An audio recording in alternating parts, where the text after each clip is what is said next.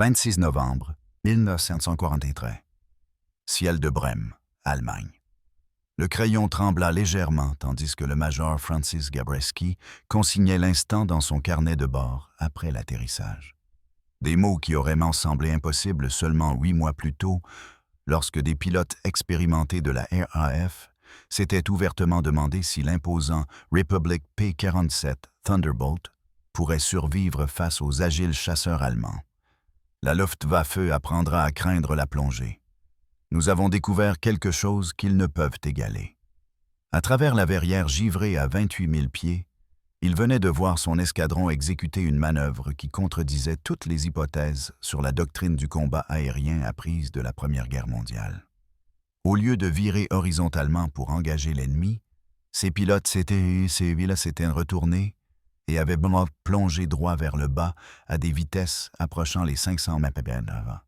Une vélocité qui aurait arraché les ailes de tout autre chasseur sur le théâtre européen. Les Messerschmitt Bf 110 ne virent jamais la mort s'approcher directement d'en haut. Un instant, ils montaient avec confiance vers les Boeing B-17 Flying Fortresses vulnérables. Et l'instant d'après, 8 mitrailleuses Browning de calibre .50 déversaient un feu dévastateur sur leur fuselage, depuis un chasseur qui apparut du soleil, tel un coup de foudre de Zeus lui-même. Les mathématiques de la suprématie aérienne étaient réécrites non pas en rayons de virage ou en taux de montée, mais dans la terrifiante physique d'un chasseur de près de 4 tonnes atteignant la vitesse terminale en piqué contrôlé. Puis, utilisant cette énergie cinétique accumulée pour remonter en chandelle jusqu'à l'altitude où l'air raréfié et la suralimentation conféraient aux pilotes américains un avantage insurmontable. Gabreski détruisit 2 Bf-110 ce jour-là en utilisant ces tactiques et gagna la Distinguished Service Cross pour ses actions de protection du flux de bombardiers. La transformation avait commencé le 13 avril 1943.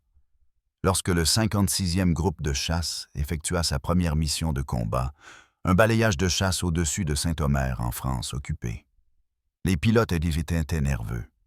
Ils s'étaient entraînés pendant 8 mois sur le P-47 Thunderbolt, mais beaucoup restaient sceptiques quant au potentiel de combat de l'appareil. Pesant près de 14 000 livres en configuration de combat standard et jusqu'à 17 500 livres avec des charges externes, le Thunderbolt était le chasseur monomoteur le plus lourd jamais construit. Il surpassait le gracieux Supermarine Spitfire de 4 000 livres et le Focke-Wulf F-148 de 3 000 livres. Les critiques l'appelaient une bouteille de lait. Ses détracteurs le surnommaient le pot de lait de 7 tonnes, finalement abrégé en le pot.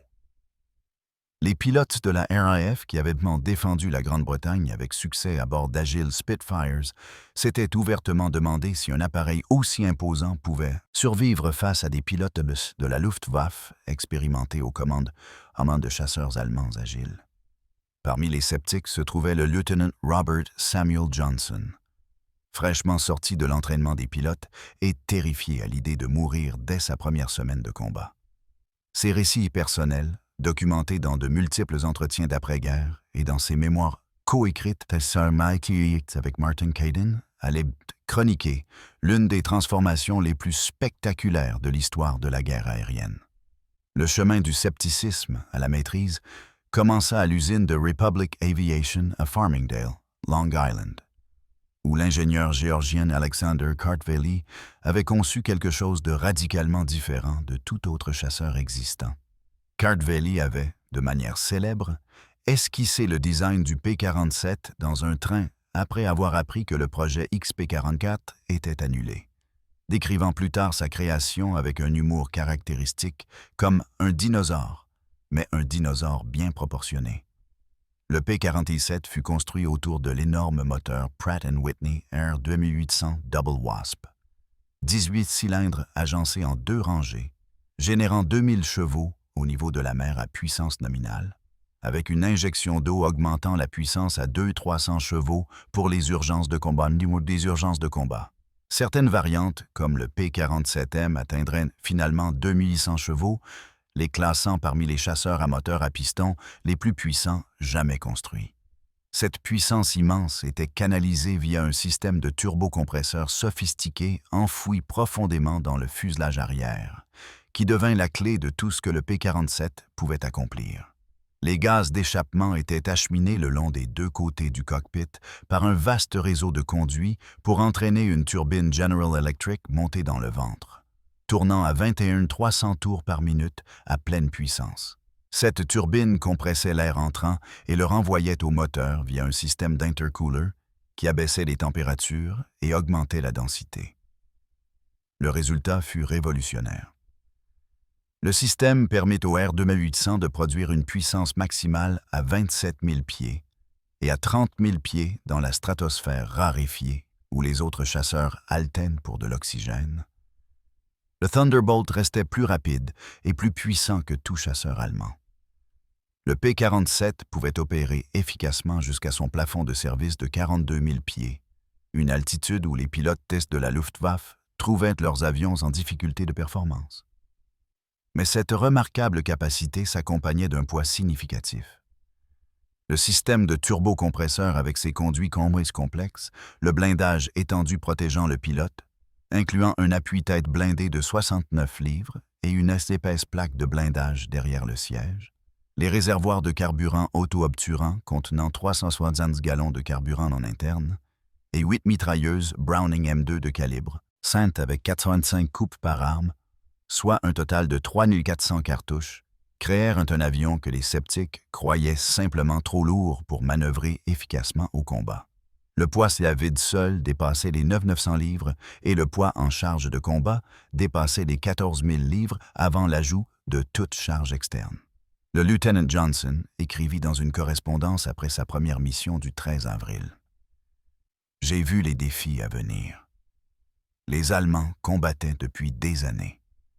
Nous entrions au combat dans un avion que beaucoup croyaient être le mauvais outil pour la tâche. Pourtant, le colonel Zemke semblait confiant que nous trouverions notre voie. Les missions de fin avril et de mai 1943 furent des opérations prudentes. Des balayages de chasse au-dessus de la côte, apprenant le terrain, testant l'équipement, accumulant de l'expérience progressivement sans se précipiter dans des engagements majeurs qui auraient bien pu dévaster une unité inexpérimentée. Le premier véritable test survint le 12 juin 1943 lors d'une mission désignée RAF Rodeo 204 au large des côtes belges. Le capitaine Walter V. Cook du 61e escadron de chasse repéra un Focke-Wulf FBU 190 à basse altitude près de Blankenberge, en Belgique. Suivant la doctrine de l'avantage d'altitude que le colonel Hubert Zemke avait inculqué à ses pilotes, Cook plongea sur le chasseur allemand sans méfiance, tira une rafale de ses canons de calibre Pont 50 et regarda le FBU 190 dégringoler vers le sol, laissant une traînée de fumée. Ce fut la première victoire aérienne confirmée du 56e groupe de chasse, et elle avait été obtenue en utilisant l'attaque en piqué qui deviendrait leur marque de fabrique. Dès le lendemain, le 13 juin 1943, le 56e groupe de chasse remporta 3 victoires supplémentaires et valida les tactiques que Zemke avait développées. Le lieutenant Robert Johnson marqua sa première victoire ce jour-là, plongeant depuis l'altitude sur un FBU 190 au-dessus de Bruges, en France. Le pilote allemand ne le vit jamais venir. Johnson tira une rafale précise, vit des impacts sur le chasseur ennemi et le regarda partir en vrille vers le sol. Lorsque Johnson atterrit, le major général Karl Spaatz, commandant la 8e force aérienne, lui remit personnellement une bouteille de whisky écossais pour marquer l'occasion d'être parmi les premiers pilotes de la 8e force aérienne à remporter des victoires dans le nouveau P-47. Cependant, Johnson apprit également une dure leçon ce jour-là. Son chef d'élément n'avait pas suivi pour lui fournir une couverture pendant l'attaque, et Johnson se retrouva isolé et attaqué par plusieurs chasseurs allemands. Il fut simultanément réprimandé par ses commandants, dont Zemke, Gabreski et le capitaine Gerald W. Johnson, pour avoir rompu la formation pendant l'engagement, même si sa victoire était confirmée. L'incident souligna l'importance capitale de la discipline tactique. les attaques en attaque. Piquet exigeait une exécution coordonnée et un soutien mutuel. La gloire individuelle ne signifiait rien si des pilotes étaient perdus face aux chasseurs ennemis pendant ou après leur passe d'attaque. Mais rien de ces premières missions n'avait préparé les pilotes à ce qui allait être découvert lors des essais à haute altitude de retour aux États-Unis. Le 13 novembre 1942, des mois avant même le déploiement du 56e groupe de chasse en Angleterre, les lieutenants Harold Comstock et Roger Dyer avaient poussé leur P-47C Thunderbolt dans des piquets quasi verticaux depuis 35 000 pieds lors de tests de performance à haute altitude. Ce qui se produisit ensuite se révélerait crucial pour comprendre les véritables capacités et limites du P-47. Leurs indicateurs de vitesse affichèrent plus de 500 mph, puis plus de 600, atteignant finalement 725 mph en vitesse indiquée.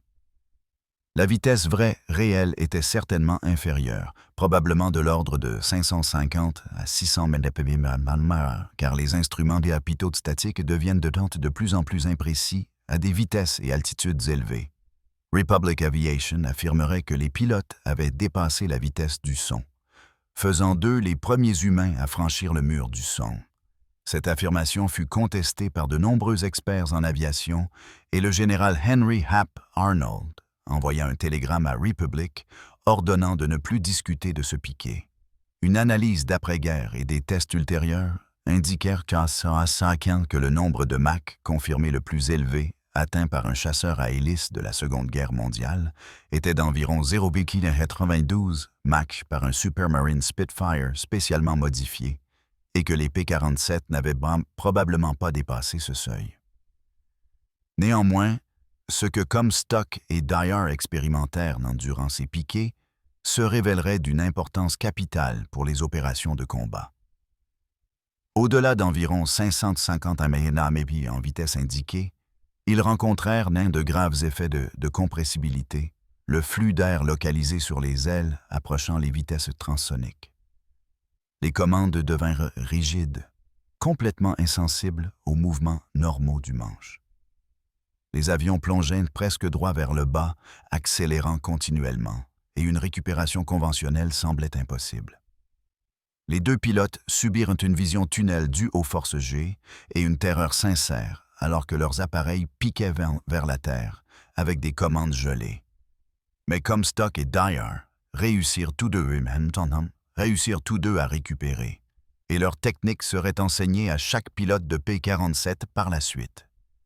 La procédure critique, documentée plus tard par des pilotes de combat comme Charles D. Moore, consistait à pousser fermement le manche de commande à deux mains, tout en maintenant les compensateurs bloqués en position neutre. Les pilotes furent explicitement avertis de ne jamais ajuster les compensateurs lors d'une récupération de compressibilité, car un surcontrôle risquerait de se produire lorsque l'avion descendrait dans un air plus dense et que les commandes retrouveraient soudainement leur efficacité. La technique correcte exigeait d'utiliser une pression manuelle sur le manche, en tirant fermement mais sans désespoir, en maintenant cette pression tandis que l'avion descendait à travers la région de compressibilité. À mesure que le P-47 descendait dans un air plus dense à des altitudes inférieures, généralement en dessous de 15 000 pieds, les effets de compressibilité diminueraient progressivement et les gouvernes de profondeur retrouveraient lentement leur efficacité. L'avion commencerait à répondre aux commandes et le pilote pourrait alors achever le redressement. Comstock et Dyer mirent fin à leur récupération avec moins de 2000 pieds de marge, leur corps comprimé dans leur siège par des forces dépassant 7 ou 8 fois la gravité. Lorsqu'ils atterrirent et firent rapport de leur expérience aux ingénieurs de Republic Aviation et de Wright Field, la réponse fut immédiate et complète. Chaque pilote de P-47 recevrait une formation approfondie sur la reconnaissance de l'apparition de la compressibilité et l'exécution des procédures de récupération appropriées.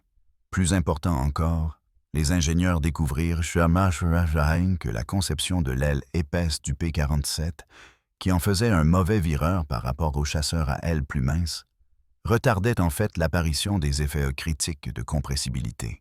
Le Thunderbolt pouvait plonger plus vite et récupérer plus sûrement que tout autre chasseur contemporain. Plus tard, les variantes du P-47D seraient équipées de volets de récupération de piquets, de petites surfaces qui pouvaient être déployées lors de piquets à grande vitesse pour aider à gérer la compressibilité et faciliter la récupération. Cette capacité se révélerait absolument décisive au combat. Tout au long des mois de mai et juin 1943, le colonel Zemke a entraîné ses pilotes sans relâche aux tactiques qui exploiteraient les forces uniques du P-47. Il fallait monter à 30 000 pieds ou plus avant d'atteindre la zone de combat, maintenir une formation disciplinée avec un espacement approprié pour un soutien mutuel et ne jamais poursuivre les chasseurs ennemis à basse altitude, là où les faiblesses du P-47 en virage et en accélération étaient exposées. Lorsque des ennemis apparaissaient en dessous, les pilotes devaient faire un tonneau inversé pour garder la cible en vue, tirer 4 à 5 G pour pointer le nez vers le bas et plonger avec la manette des gaz à fond. La vitesse accumulée, dépassant souvent 400 km et atteignant parfois 500 km/h ou plus, rendait le P-47 presque impossible à éviter pour les chasseurs allemands. Le pilote attaquant tirait une rafale de 8 mitrailleuses de calibre .50, chaque arme tirant environ 800 coups par minute, créant une cadence de tir combinée d'environ 600-400 coups par minute, soit plus de 100 coups par seconde. À des vitesses d'approche élevées, même une rafale de 2 secondes délivrait une puissance de feu dévastatrice. Ensuite, avant que les chasseurs allemands ne puissent réagir ou que des mesures défensives ne puissent être prises, le pilote du P-47 tirait fermement sur le manche, utilisait toute cette énergie cinétique pour remonter en piqué cabré au-dessus de la mêlée et regagnait l'avantage de l'altitude en 40 à 60 secondes. Les sceptiques restèrent nombreux durant ces premiers mois. Dans ces premiers mois, de nombreux pilotes trouvèrent-ils difficile d'abandonner les tactiques de chasse traditionnelles qui privilégiaient les virages et les manœuvres pour se placer derrière l'ennemi. Certains se demandaient si fuir en piqué pouvait vraiment être appelé combattre. Le 26 juin 1943, lors d'une mission d'escorte pour des bombardiers B-17 rentrant d'une mission à Villacoublay, en France, 48 P-47C du 56th Fighter Group furent attaqués par surprise par 16 Focke-Wulf F-290 de la Jagdgeschwader 26 près de Forges-les-Eaux. L'engagement s'avérerait à la fois coûteux et instructif.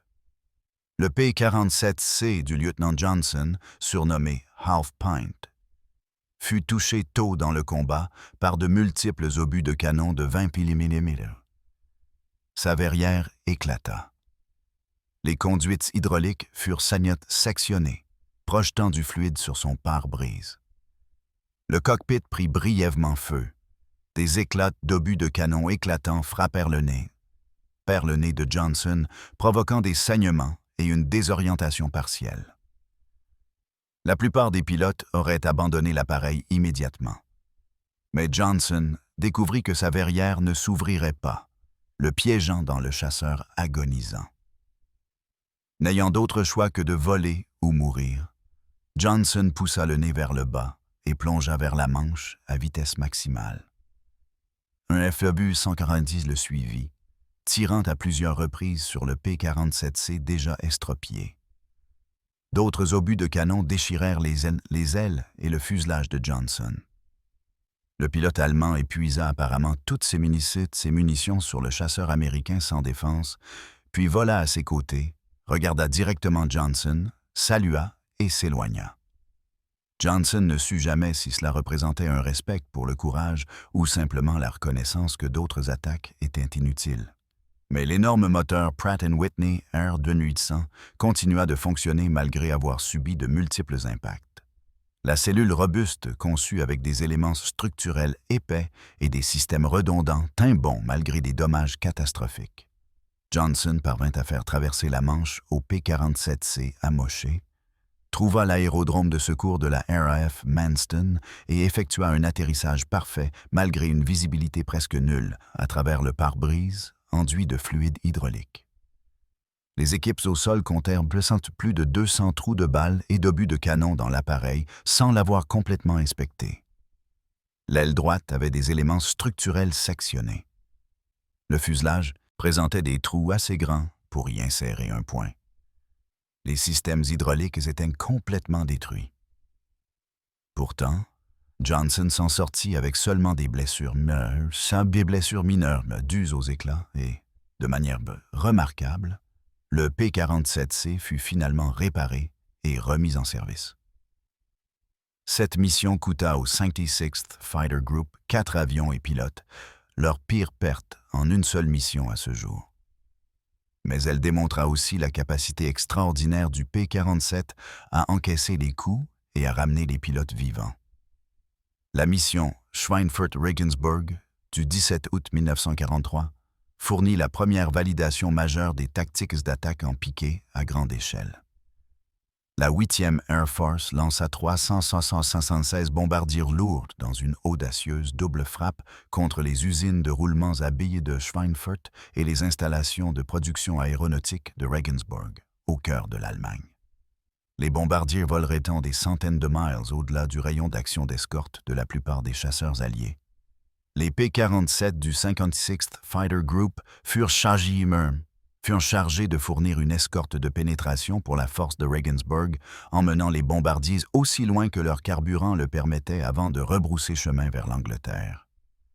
Le Major Gabreski, menant des éléments du 61st Fighter Squadron, positionna ses vols à 30 000 pieds, 5 000 pieds au-dessus du flux de bombardiers. Des chasseurs allemands décollaient de multiples aérodromes à travers le nord de la France et la Belgique, environ 40 Bf-109 et FAV-190 en plusieurs formations, calculant leur arrivée pour intercepter les bombardiers lorsque les escortes P-47 seraient à la limite de leur rayon d'action en carburant. Ce que les pilotes allemands n'avaient pas anticipé, c'était l'attaque en piqué coordonnée depuis une altitude supérieure. Plusieurs vols de P-47 firent des tonneaux inversés simultanément, pointèrent leur nez à des angles de piqué prononcés entre 45 et 60 degrés et accélérèrent vers les chasseurs allemands en montée à des vitesses que les pilotes de la Luftwaffe n'avaient jamais rencontrées au combat de la part de chasseurs américains. L'engagement dura environ 20 minutes et s'étendit sur 70 miles de l'espace aérien allemand et belge. Les pilotes de P-47 exécutèrent des attaques en piqué exemplaires, frappèrent fort et remontèrent en altitude pour des attaques répétées. Le 56th Fighter Group revendiqua 16 chasseurs allemands détruits, 9 endommagés et 1 probable pour la perte de 3 P-47. Les registres allemands documentèrent 22 avions perdus ce jour-là, toutes unités confondues, avec 11 pilotes tués et 8 blessés supplémentaires. Parmi les morts se trouvait le major Wilhelm Ferdinand Galland, Gruppenkommandeur du 2e groupe de la Jagdgeschwader 26, frère du célèbre général Adolf Galland. Galland avait enregistré 55 victoires avant de rencontrer des tactiques de piqué du P-47 qu'il ne pouvait pas contrer. Le capitaine, Walker Bud Mahurin du 66th Fighter Group, fut crédité de la victoire probable, plongeant d'altitude à plus de 440 km/h et frappant le FV-240 de Galland d'une rafale concentrée. Le chasseur allemand se désintégra sous la concentration de tirs de calibre .50. Le corps de Galland fut retrouvé 2 mois plus tard, toujours attaché à son siège, enfoncé de 12 pieds dans le sol par l'impact. L'impact psychologique sur les pilotes restants de la Jagdgeschwader 26 fut profond. L'un de leurs leaders les plus expérimentés avait été tué par des tactiques qu'ils n'avaient jamais vues venir.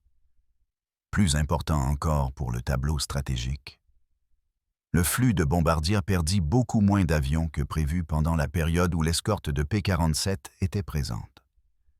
Les Thunderbolts avaient prouvé qu'ils pouvaient protéger les bombardiers qui détruisaient systématiquement la capacité de l'Allemagne à faire la guerre. C'était la véritable mesure du succès. Des ratios de destruction élevés n'avaient d'importance que dans la mesure où ils protégeaient les bombardiers et permettaient à la campagne de bombardement stratégique de se poursuivre. Octobre 1943 apporta la pleine maturation des tactiques de piqué du P-47 et démontra des ratios de destruction qui auraient semblé impossibles 6 mois plus tôt. Les missions de ce mois-là montrèrent ce que des pilotes correctement entraînés utilisant la bonne doctrine pouvaient réaliser. Le 4 octobre 1943, lors d'une mission d'escorte à Francfort, le 56th Fighter Group rencontra environ 60 chasseurs allemands tentant d'intercepter le flux de bombardiers près de Cologne.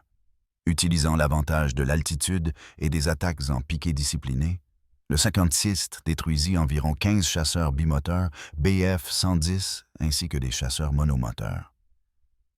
Revendiquant 16 victoires au total, tout en perdant 2 P-47 à cause de tirs antiaériens plutôt que de chasseurs ennemis. Le 8 octobre, le lieutenant Johnson, volant comme ailier du capitaine Gerald W. Johnson, exécuta une autre attaque en piqué exemplaire qui porta son score à 4 victoires. Positionné à 29 000 pieds au-dessus de Brême, Johnson aperçut un FV-190 attaquant un autre P-47 depuis l'angle mort du pilote. Johnson fit un tonneau inversé, tira 4 G pour pointer son nez vers le chasseur allemand en dessous et poussa la manette des gaz à la puissance d'urgence maximale. À 26 000 pieds et 400 MAVA, il pressa la détente. 8 mitrailleuses de calibre .50 firent converger leurs tirs sur le FV-190. Johnson vit des morceaux s'envoler du chasseur allemand avant qu'il ne se retourne et tombe en vrille vers le sol. Johnson tira immédiatement sur le manche pour remonter en piqué cabré, gagna 3000 pieds d'altitude en moins de 30 secondes et fut de nouveau en position pour assister les autres membres de l'escadron en moins d'1 minute. La séquence d'attaque entière, de l'entrée en piqué initial à la récupération d'altitude, prit d'environ 50 secondes. C'était l'essence des tactiques boom and zoom exécutées à la perfection. 2 jours plus tard, le 10 octobre 1943, Johnson devint un as lors d'un engagement massif au-dessus de Münster. Son escadron intercepta environ 40 chasseurs allemands tentant de détruire des B-17 pendant leur retrait de la zone cible. Dans la bataille tourbillonnante qui s'ensuivit, Johnson exécuta 3 attaques en piqué distinctes en 25 minutes.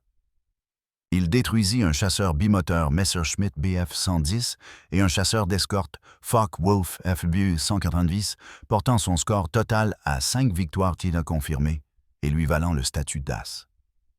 Inconnu de Johnson à l'époque, l'une de ces victoires était l'Oberstleutnant Hans Philipp, commandant de la Jagdgeschwader 1, un pilote extraordinairement expérimenté avec 2-6 victoires au total, dont 177 sur le front de l'Est et 29 à l'Ouest.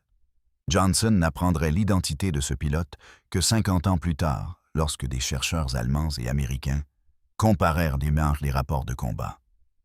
Mais Johnson paya le prix d'avoir mené ses attaques agressivement ce jour-là. Lors de son dernier piqué, il fut touché par les tirs de riposte du mitrailleur arrière d'un Bf-110.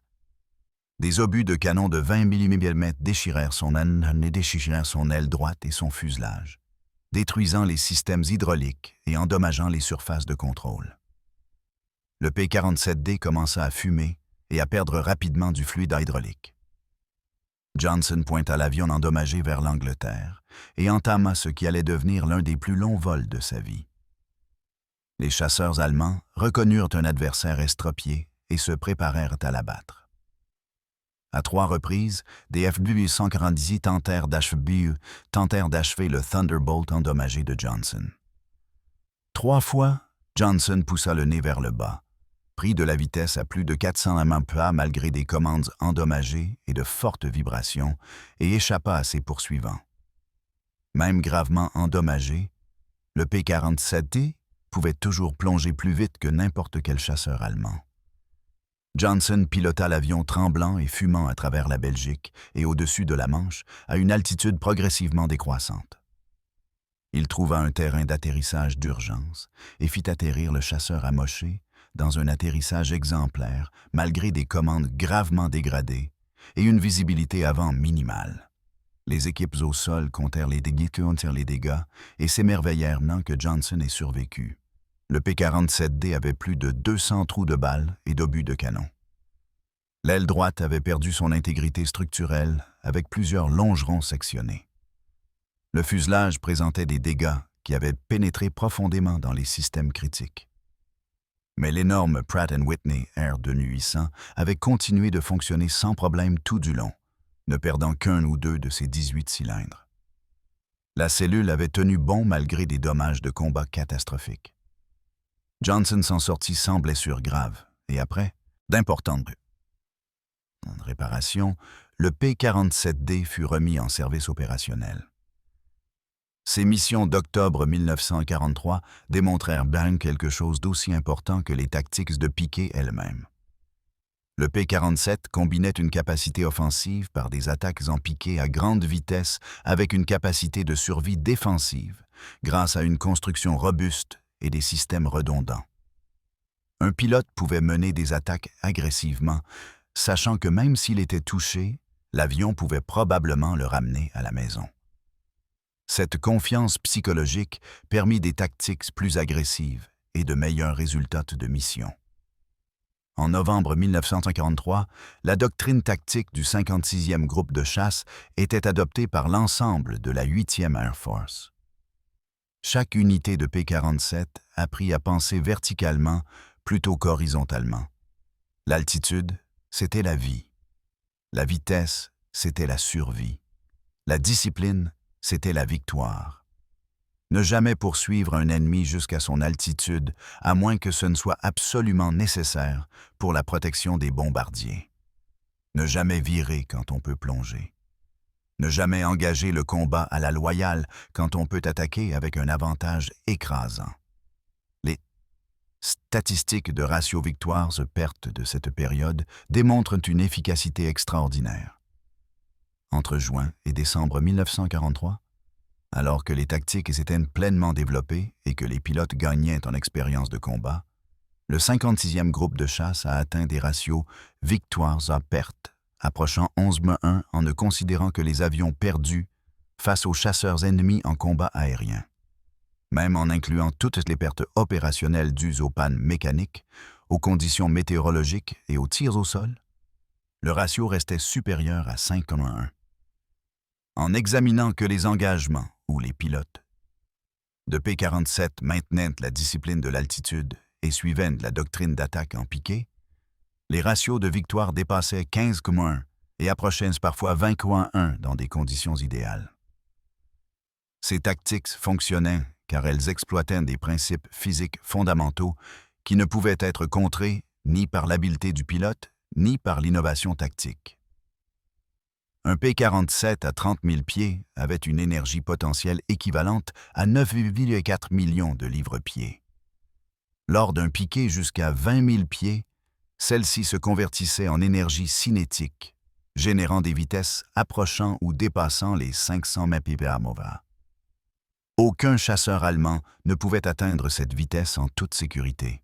La vitesse maximale en piqué du F-140 était limitée à environ 450 mph en vitesse indiquée avant que des problèmes structurels ne deviennent critiques.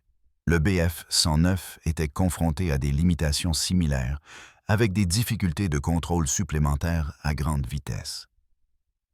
Après avoir tiré sur une cible à 20 000 pieds, un pilote de P-47 encaissant 4 à 5 G lors de la ressource pouvait remonter en zoom climb jusqu'à 28 ou 29 000 pieds en utilisant l'énergie cinétique accumulée. Le cycle d'attaque complet, de 30 000 pieds à 20 000 pieds et de retour à 28 000 pieds, prenait moins de 90 secondes et nécessitait un minimum de carburant. Un chasseur allemand tentant de grimper de 20 000 pieds à 30 000 pieds nécessitait 4 à 6 minutes et consommait une quantité significative de carburant, tandis que le moteur du pilote perdait continuellement de la puissance à mesure que l'altitude augmentait. L'effet psychologique sur les pilotes de la Luftwaffe devint mesurablement significatif fin 1943 et début 1944. Les rapports de combat allemands mentionnaient de plus en plus souvent l'évitement des engagements avec les P-47 au-dessus de 25 000 pieds. Certaines escadrilles commencèrent à refuser de monter à haute altitude, concentrant leurs efforts sur l'attaque des bombardiers pendant leur montée initiale ou leur descente finale, lorsque l'escorte des P-47 était moins efficace. Mais cela exposait les chasseurs allemands aux tirs défensifs des bombardiers et réduisait l'efficacité des attaques. Le major Günther Rall, qui commanda le 2e groupe du Jagdgeschwader 11 pendant environ un mois, du 19 avril au 12 mai 1944, avant d'être abattu et blessé, a par la suite éclairé la pensée tactique allemande. Lors d'interviews d'après-guerre, Rall expliqua que fin 1943, les pilotes allemands expérimentés reconnaissaient que le P-47 était le plus dangereux lorsqu'il bénéficiait d'un avantage d'altitude. Les pilotes américains apprenaient à utiliser correctement leurs avions, refusant d'être attirés vers des altitudes où les chasseurs allemands avaient des avantages en virage et en accélération. Au lieu de cela, les P-47 attaquaient à plusieurs reprises de bas d'en haut, plongeant si vite que les pilotes allemands pouvaient à peine les suivre visuellement, tirant de courtes rafales et s'éloignant en montant avant qu'une réponse efficace ne soit possible. Si les chasseurs allemands grimpaient pour rencontrer les P-47, les chasseurs américains montaient simplement plus haut, utilisant la performance supérieure de leur moteur à haute altitude. La seule solution partielle développée par les unités allemandes était d'attaquer rapidement les bombardiers, depuis des altitudes plus basses, et de s'échapper avant que les P-47 ne puissent plonger sur eux. Mais cela donnait moins de temps aux pilotes allemands pour viser avec précision et les tirs défensifs des bombardiers étaient plus efficaces contre les attaques venant d'en bas. Rall a survécu à la guerre avec un total de 275 victoires, le 3e score le plus élevé de l'histoire de l'aviation, et a ensuite servi dans la Luftwaffe ouest-allemande de 1956 à 1975. Les tactiques de piqué exigeaient une condition physique et une technique exceptionnelle. La ressource après un piqué à 500 000 pas générait des forces G dépassant 7 fois la gravité. Le sang s'écoulait du cerveau vers le bas du corps. La vision se rétrécissait en tunnel. Certains pilotes perdaient brièvement connaissance au plus bas de leur piqué, ne reprenant conscience que lorsque l'avion commençait naturellement à se stabiliser.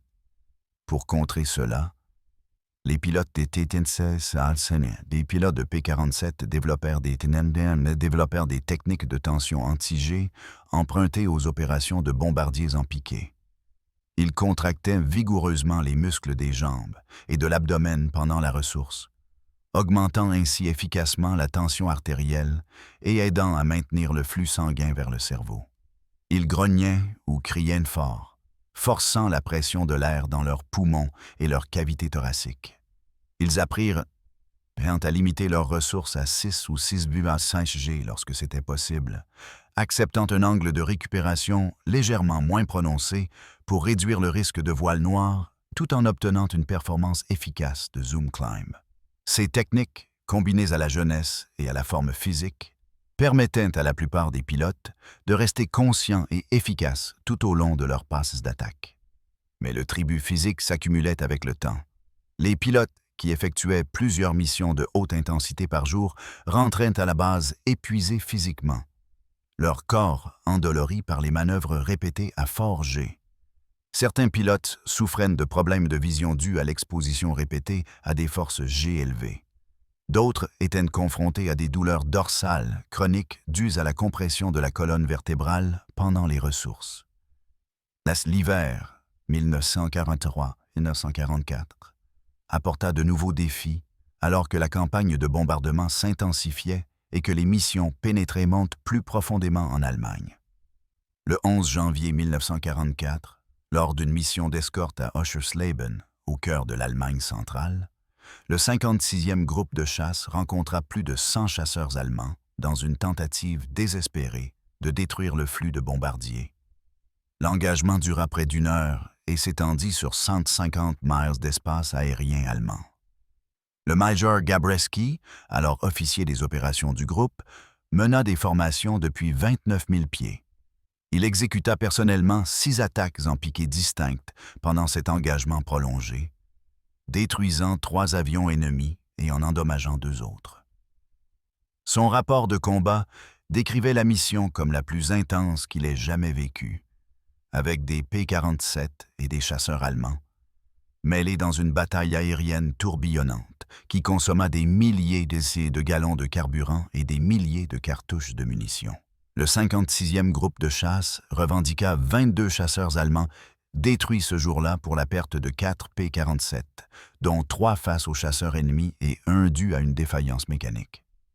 Le ratio victoires-pertes d'environ 5 à 100 était légèrement inférieur à la moyenne du groupe, mais restait impressionnant compte tenu de l'intensité et de la durée de l'engagement. Plus significativement, les pertes de bombardiers furent bien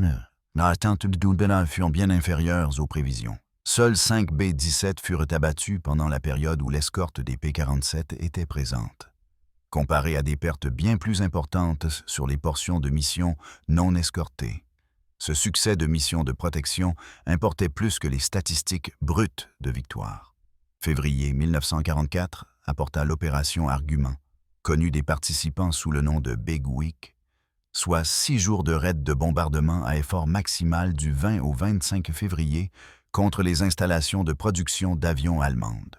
La 8e Air Force lança plus de 3000 sorties de bombardiers lourds et la Luftwaffe répondit avec tout ce dont elle disposait. Le 56e groupe de chasse effectua 16 missions majeures pendant la Big Week et ses suites immédiates, enregistrant plus d'heures de combat que tout autre groupe de chasse. Les tactiques de piqué perfectionnées au cours de 9 mois de combat étaient désormais exécutées par des pilotes ayant des centaines d'heures d'expérience de combat, face à des pilotes allemands dont le niveau d'expérience diminuait. Les résultats durant cette période furent dévastateurs pour la Luftwaffe. Pendant la Big Week et jusqu'à la première moitié de mars, le 56e groupe de chasse détruisit environ 87 avions ennemis en combat aérien, dépassant de loin les totaux mensuels précédents. Le 20 février, lors d'une escorte à Leipzig, ils détruisirent 15 et 15 chasseurs allemands sans perte. Le 22 février, escortant des bombardiers à Halberstadt, ils en détruisirent 12 de plus. L'effet cumulé de ces pertes brisa la capacité de la Luftwaffe à défendre efficacement l'espace aérien allemand de jour. Les unités de chasse allemandes perdaient leurs pilotes expérimentés plus vite que les programmes d'entraînement ne pouvaient produire de remplacement. Les nouveaux pilotes allemands arrivaient dans les unités opérationnelles avec un temps de vol minimal, souvent moins de 50 heures sur le type d'avion, comparé aux pilotes américains arrivant avec 150 à 200 heures de formation au vol. Ces pilotes allemands inexpérimentés étaient particulièrement vulnérables aux attaques en piqué des P-47. Ils manquaient de conscience de la situation pour voir les attaquants venir d'en haut. Ils commettaient des erreurs dans les manœuvres défensives. Ils paniquaient et plongeaient de manière réflexe, jouant directement sur la plus grande force du P-47. En mars 1944, la supériorité aérienne sur l'Allemagne était largement acquise. Les chasseurs allemands apparaissaient toujours, mais en plus petit nombre et avec des tactiques nettement moins agressives. Le 6 mars 1944, le 56e groupe de chasse escorta des missions jusqu'à Berlin et retourne sans rencontrer un seul chasseur allemand désireux d'engager le combat à haute altitude. La Luftwaffe avait appris par une expérience douloureuse qu'engager les P-47 au-dessus de 25 000 pieds était presque suicidaire. Les pilotes de P-47 commencèrent à passer de plus en plus à des missions de chasseurs-bombardiers, transportant des bombes de 500 ou 1000 livres et des roquettes d'avion à haute vélocité pour attaquer des cibles au sol. Mais même dans le rôle d'attaque au sol, la capacité d'attaque en piqué restait cruciale. Les P-47 orbitaient à haute altitude au-dessus de 25 000 pieds, repérés des cibles comme des ateliers de réparation de locomotives ou des convois de camions, engageaient un piqué raide de plus de 60 degrés depuis l'altitude, larguaient leurs armes entre 4 000 et 6 000 pieds et remontaient en zoom climb en sécurité avant que les artilleurs anti-aériens ne puissent les suivre et les engager avec précision.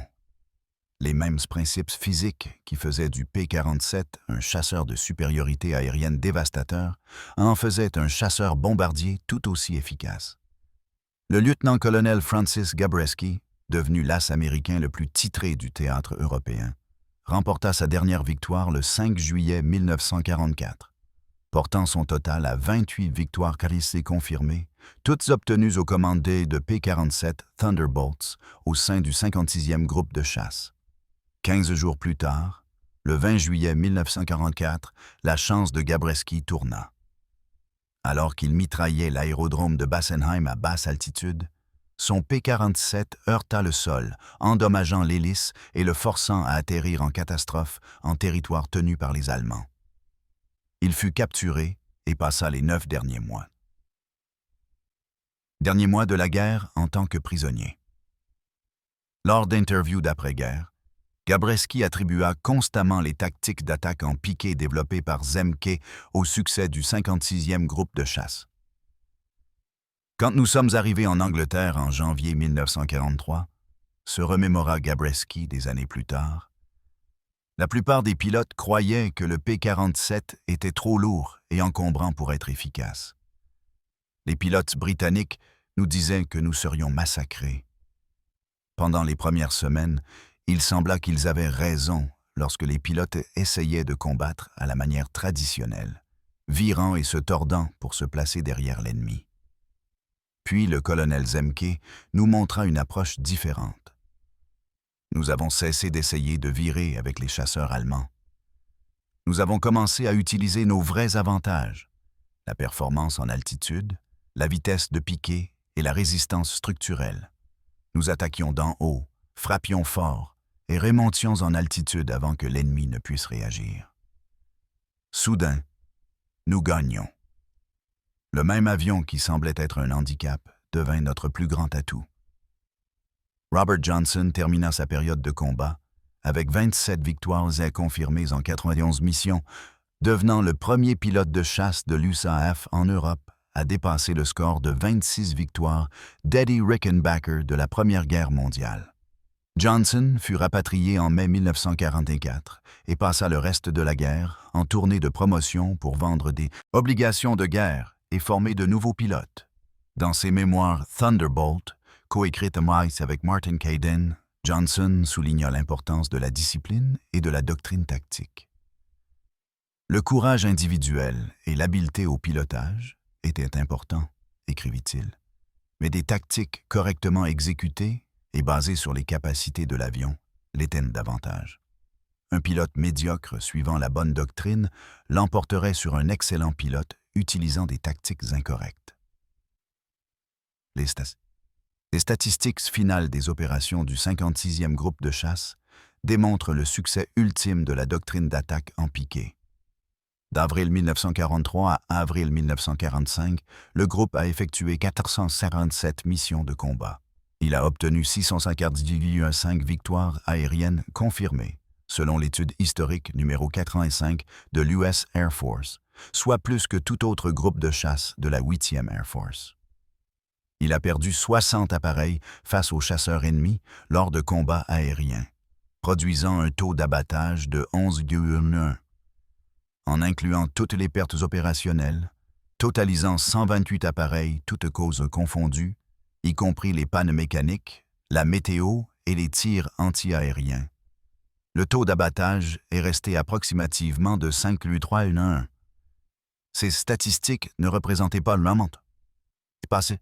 Ce ne sont pas seulement des chiffres, mais des vies sauvées et des missions accomplies. Chaque chasseur allemand détruit signifiait une menace de moins pour les formations de bombardiers. Chaque bombardier protégé signifiait que les équipages survivaient pour voler à nouveau et que les cibles étaient détruites. La campagne de bombardement stratégique a réussi en grande partie parce que les P-47 et d'autres chasseurs d'escorte ont obtenu la supériorité aérienne sur l'Allemagne, permettant aux bombardiers de détruire systématiquement la capacité industrielle soutenant l'effort de guerre allemand. Des pilotes individuels ont réalisé des records remarquables en utilisant des tactiques développées grâce à l'expérience du 56e groupe de chasse. Les 28 victoires de Francis Gabreski sont toutes venues de P-47. Les 27 victoires de Robert Johnson ont toutes été obtenues sur des P-47. David Schilling a marqué 22,75 victoires sur des P-47 Walker Mahurin a remporté 21 victoires avec le 56e avant d'être transféré à d'autres fonctions. Tous ces as ont attribué leur succès aux tactiques d'attaque en piqué développées par Zemke et affinées au cours de centaines de missions de combat. La performance globale du P-47 sur tous les théâtres a validé l'approche de l'attaque en piqué. Le Thunderbolt a effectué plus de 746 000 sorties de tous types pendant la Seconde Guerre mondiale. Il a atteint un taux d'abattage aérien de 4,611 tout en perdant 3,499 appareils, toutes causes confondues au combat. Ce ratio global masquait d'importantes variations entre les unités et les théâtres d'opération. Les groupes qui employaient constamment des tactiques de piqué à haute altitude appropriées obtenaient des taux d'abattage compris entre 8,1 et 15,1. Les unités qui s'écartaient de la doctrine ou opéraient principalement à basse altitude, où les désavantages du P-47 étaient exposés, obtenaient des ratios beaucoup plus faibles. La leçon était sans équivoque. Les tactiques qui exploitaient les forces réelles d'un appareil l'emporteraient toujours sur les tactiques basées sur des vœux pieux concernant les capacités souhaitées. Les spécifications techniques qui ont permis ces tactiques représentaient un chef-d'œuvre d'ingénierie d'Alexander Kartveli et de l'équipe de Republic Aviation. La variante P-47D, qui équipait la plupart des unités de combat, présentait une envergure de 40 pieds 9 pouces, une longueur de 36 pieds 1 pouce et une hauteur de 14 pieds 8 pouces. Le poids en charge de combat variait de 14 000 à 17 500 livres selon les charges externes. La vitesse maximale atteignait 433 miles par heure à 30 000 pieds. Le taux de montée était d'environ 2700 pieds battis par minute au niveau de la mer, augmentant en altitude grâce à l'efficacité du turbocompresseur. Le plafond pratique était de 42 000 pieds.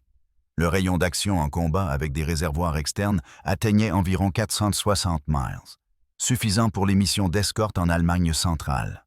L'armement de 8 mitrailleuses Browning M2 de calibre .50, 4 dans chaque aile, avec 425 coups par arme, totalisant 3400 coups, fournissait une puissance de feu soutenue pendant environ 30 secondes de tir continu.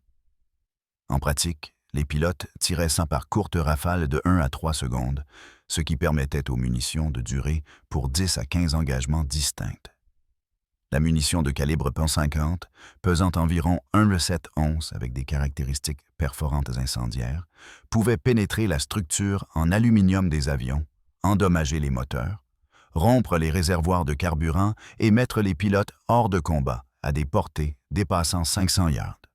Le moteur Pratt & Whitney R-2859 des modèles P-47D standard déplaçait 2604 pouces cubes répartis sur 18 cylindres disposés en 2 rangées de 9 cylindres chacune. À puissance nominale, le moteur produisait 2000 chevaux à 2700 tours par minute. Avec l'injection au méthanol activée, désignée comme puissance d'urgence de guerre, la puissance augmentait à 2300 chevaux pendant une durée, pouvant atteindre 5 minutes. Cette puissance immense entraînait une hélice quadripale Curtiss Electric d'un diamètre de 12 pieds 2 pouces. L'hélice absorbait une puissance si formidable qu'à grande vitesse, les extrémités approchaient la vitesse du son, créant du bruit et des vibrations qui avertissaient les pilotes qu'ils atteignaient les seuils de compressibilité. Le système de turbocompresseur représentait l'aspect le plus sophistiqué de la conception. Le turbocompresseur General Electric Type Beyonds, logé dans le fuselage arrière, utilisait les gaz d'échappement des 18 cylindres pour faire tourner une roue de turbine à une vitesse pouvant atteindre 21,300 tours par minute. Cette turbine entraînait un compresseur centrifuge qui pressurisait l'air entrant à une densité équivalente à celle du niveau de la mer, même à 30 000 pieds d'altitude. L'air comprimé passait par un refroidisseur intermédiaire qui réduisait la température et augmentait encore la densité avant d'entrer dans le compresseur du moteur pour la compression finale. Ce système à 2 étages permettait au R-2800 de maintenir la puissance nominale maximale jusqu'à 27 000 pieds, dépassant de loin l'altitude critique des moteurs sans turbocompresseur. La conception structurelle présentait une robustesse remarquable. Le longeron principal de l'aile pouvait résister à des charges dépassant 8 G positifs ou 3,5 G négatifs. Les longerons et cadres du fuselage étaient conçus pour des charges d'écrasement qui protégeraient le pilote même lors d'accidents graves. La protection blindée comprenait un appui-tête blindé de 69 livres, une plaque de blindage d'1/4 de pouce derrière le siège du pilote, une plaque de blindage de 3/8 de pouce protégeant les accessoires du moteur, et des panneaux de pare-brise en verre pare-balles. Pare-balles. Les réservoirs de carburant auto-obturants contenaient des couches de caoutchouc et de tissu qui gonflaient lorsqu'elles étaient perforées par des projectiles, scellant les trous et empêchant les fuites de carburant catastrophiques. Ces caractéristiques techniques se sont combinées pour créer un avion optimisé pour le combat à haute altitude utilisant des tactiques d'énergie. Le P-47 pouvait monter à 30 000 pieds, piquer pour attaquer depuis une position supérieure à des vitesses qu'aucun ennemi ne pouvait égaler, absorber des dommages de combat qui détruiraient des chasseurs plus légers, et remonter en chandelle à l'altitude pour des attaques répétées. Ce cycle tactique pouvait se poursuivre jusqu'à l'épuisement du carburant ou des munitions. Les chasseurs allemands, tentant de contrer ces tactiques, faisaient face à des choix impossibles. Monter pour rencontrer les P-47 en altitude où les avantages de performance américains étaient maximisés. Tenter de les attirer vers le bas où les avantages allemands résidaient. Mais les pilotes de P-47 refusaient de suivre, ou éviter tout engagement et concéder la supériorité aérienne. L'impact des tactiques de piqué du P-47 s'est étendu au-delà des résultats immédiats du combat vers des effets stratégiques plus larges. L'échec de la Luftwaffe à défendre l'espace aérien allemand en 1944 découlait en partie des pertes de pilotes insoutenables infligées par les P-47 et d'autres chasseurs américains. Les programmes d'entraînement allemands ne pouvaient pas remplacer les pilotes expérimentés assez rapidement. Les nouveaux pilotes, avec une formation minimale, devenaient des cibles faciles pour les pilotes américains exécutant des tactiques disciplinées. L'avantage d'expérience accumulée s'est aggravé avec le temps. Au printemps 1944, les pilotes de chasse américains moyens dans les unités de première ligne avaient nettement plus d'heures de vol et d'expérience de combat que leurs homologues allemands. Cet avantage d'expérience, combiné à des performances supérieures à haute altitude et à des tactiques efficaces, a créé une situation insurmontable pour la Luftwaffe. La campagne de bombardement stratégique a réussi à détruire la production de pétrole, les usines d'avions, les usines de roulements à billes et les réseaux de transport allemands. Ce succès dépendait absolument des escortes de chasseurs obtenant la supériorité aérienne. La contribution du P-47 à cette supériorité aérienne, obtenue grâce aux attaques en piqué depuis l'altitude, a représenté l'un des facteurs décisifs ayant permis la victoire alliée en Europe. Les leçons apprises avec le P-47 ont influencé la conception et la doctrine des chasseurs pendant des décennies par la suite. L'analyse d'après-guerre a confirmé que les tactiques de boom and zoom, exploitant une vitesse et une gestion de l'énergie supérieure, étaient fondamentalement plus efficaces que les combats tournoyants traditionnels face à des adversaires comparables.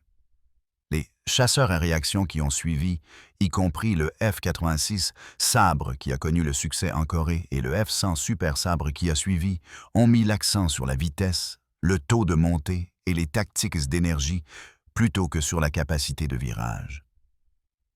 Francis Gabreski a piloté des F-86 Sabre en Corée, appliquant les mêmes principes de gestion de l'énergie qu'il avait appris sur les P-47 au-dessus de l'Allemagne.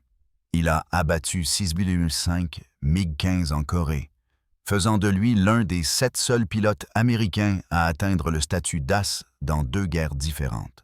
Les tactiques qui fonctionnaient contre les F-140 et les Bf-109 au-dessus de l'Allemagne fonctionnaient tout aussi bien contre les MiG-15 au-dessus de la Corée. Maintenir l'avantage de l'altitude, piquer sur l'ennemi à grande vitesse, tirer une rafale rapide, remonter en chandelle en sécurité. L'avion et les vitesses ont changé, mais les principes tactiques fondamentaux sont restés valides. Les prisonniers allemands interrogés après la guerre ont constamment identifié les attaques en piqué des P-47 comme l'une des expériences les plus terrifiantes du combat aérien.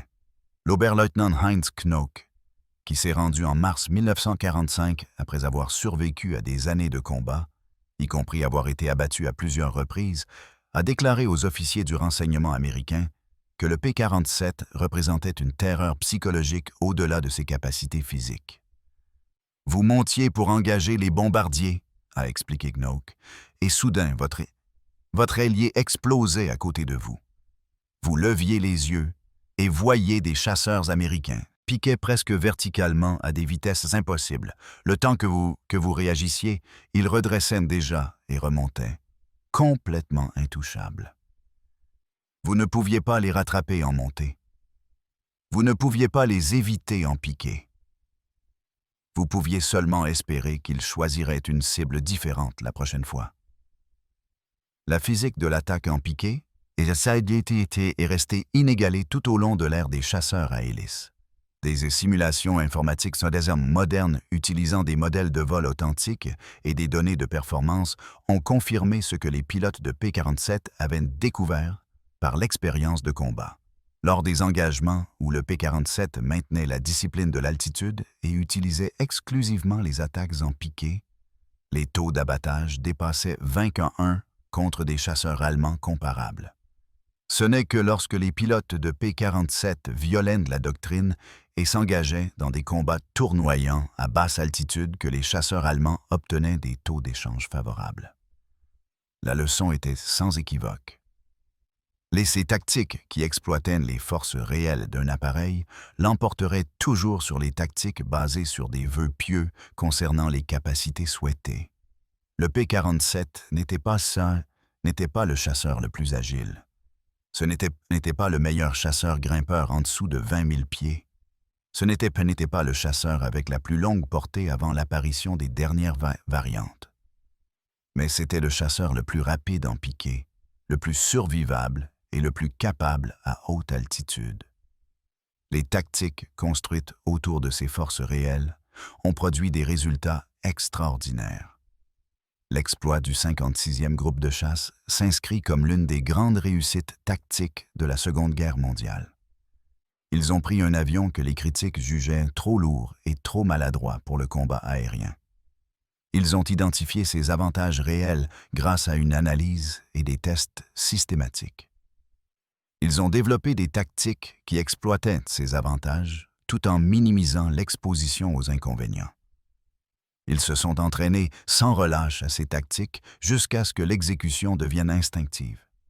Ils ont maintenu la discipline dans les conditions de combat les plus stressantes imaginables. Le résultat fut la supériorité aérienne sur l'Allemagne et la protection de milliers de membres d'équipage de bombardiers qui ont mené à bien leur mission grâce aux Thunderbolts piquant d'en haut. Le colonel Hubert Zemke, qui a commandé le 56e groupe de chasse pendant sa période de développement critique et a établi la doctrine tactique qui l'a rendu efficace, a plus tard réfléchi à cette transformation. Lorsque j'ai pris le commandement en septembre 1942, a-t-il écrit dans ses mémoires d'après-guerre, j'avais un avion que tout le monde disait inadapté à la mission et des pilotes terrifiés à l'idée d'être massacrés par des pilotes allemands expérimentés. Je devais trouver ce que le P-47 pouvait bien faire et élaborer des tactiques autour de ses capacités. La tactique du piqué est devenue primordiale. Nous pouvions piquer plus vite que quiconque. Nous pouvions nous remettre de piqués qui auraient tué d'autres pilotes. Nous pouvions remonter en chandelle à l'altitude et recommencer. Une fois que nous avons maîtrisé cela, nous sommes devenus imparables.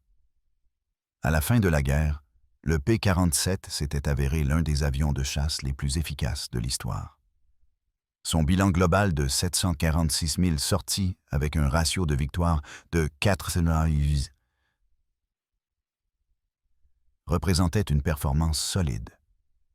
Mais ces statistiques globales masquaient la véritable capacité démontrée par des unités bien entraînées suivant la bonne doctrine. Le ratio de victoire du 56e groupe de chasse, de 11 en ne considérant que les pertes en combat aérien, ou de 5E3N1 en incluant toutes les pertes opérationnelles, démontraient ce qui pouvait être accompli avec des tactiques et une discipline appropriée. Les pilotes individuels qui maîtrisaient l'attaque en piqué ont obtenu des bilans encore plus remarquables. Les 28 victoires de Victor de Gabreski en 126 missions, les 27 victoires de Johnson en 91 missions, les 75 victoires de Schilling en 132 missions, représentaient toutes des taux de réussite approchant d'une victoire pour 4 missions de combat. Ces ratios dépassaient ce que la plupart des forces aériennes considéraient comme possible sur des périodes prolongées. L'histoire du P-47 Thunderbolt et de ses tactiques de piqué est finalement une histoire du triomphe de l'analyse sur l'hypothèse, de la discipline sur l'improvisation et de la physique sur la tradition. Chaque expert, au début de 1943, savait que les chasseurs lourds ne pouvaient pas réussir contre des adversaires légers et agiles. Chaque hypothèse sur le combat aérien depuis la Première Guerre mondiale mettait l'accent sur la capacité de virage et le taux de montée. Chaque pilote de chasse voulait un avion léger et réactif capable de déjouer l'ennemi dans des combats tourbillonnants. Puis un groupe de pilotes américains mené par Hubert Zemke est monté à 30 000 pieds dans le plus lourd chasseur monomoteur jamais construit, a effectué un tonneau inversé, a poussé le manche vers l'avant et a découvert que toutes les hypothèses conventionnelles étaient fausses. Ils ont découvert que plonger droit à 500 mph était le chemin le plus rapide vers la victoire. Et la remontée en chandelle pour reprendre de l'altitude était la manœuvre défensive la plus efficace jamais conçue. Ils ont prouvé que la véritable capacité d'un avion importait infiniment plus que la sagesse conventionnelle sur ce que les chasseurs devaient être capables de faire. Les Allemands, qui ont été les cibles de ces tactiques, n'ont jamais oublié la leçon, ni les Américains qui ont effectué ces missions, et les historiens qui étudient comment un chasseur prétendument inférieur a dominé le ciel européen grâce à des tactiques supérieures exploitant des avantages inattendus ne devraient pas non plus l'oublier. Les pilotes de P-47 ont commencé à plonger droit parce que l'analyse montrait que c'était le moyen le plus efficace d'attaquer. Ils ont continué à plonger droit parce que les résultats de combat prouvaient que l'analyse était correcte. Ils ont atteint des ratios de victoire approchant 20:1 dans des conditions idéales parce que la physique et les tactiques appropriées sont plus puissantes que le courage et la tradition. C'est ainsi que l'on gagne la supériorité aérienne. C'est ainsi que l'on protège les bombardiers effectuant des missions stratégiques. C'est ainsi que l'on ramène les pilotes vivants malgré la confrontation avec des ennemis expérimentés. Vous identifiez les véritables atouts de votre avion par une analyse rigoureuse. Vous développez des tactiques qui exploitent ces atouts tout en minimisant l'exposition aux faiblesses. Vous entraînez ces tactiques jusqu'à ce que l'exécution devienne instinctive. Vous maintenez la discipline même lorsque l'instinct hurle d'abandonner la doctrine. Vous effectuez un tonneau inversé à 30 000 pieds. Vous pointez votre nez vers la terre. Vous accélérez à 500 mph. Vous tirez une rafale précise. Vous tirez fermement sur le manche et remontez en chandelle jusqu'à l'altitude avant que quiconque ne puisse réagir. Faites-le correctement. Faites-le avec discipline. Faites-le avec un soutien mutuel. Et aucun pilote ennemi dans le ciel ne pourra vous atteindre. Tel était le secret que le 56e groupe de chasse a découvert au fil des mois d'analyse, d'entraînement et d'expérience au combat. Ce fut la révolution tactique qui a changé la guerre aérienne et a contribué à l'obtention de la supériorité aérienne sur l'Allemagne. C'est pourquoi les pilotes de P-47 ont commencé à plonger droit. Et c'est pourquoi ils ont atteint des ratios de victoire qui approchaient 20:1 dans des conditions idéales. La réponse n'était pas le courage, bien que le courage fût nécessaire. La réponse n'était pas un avion supérieur, bien que le P-47 ait des avantages. La réponse était des tactiques supérieures rigoureusement basées sur la physique et exécutées avec une discipline inébranlable. Cette combinaison s'est avérée imparable.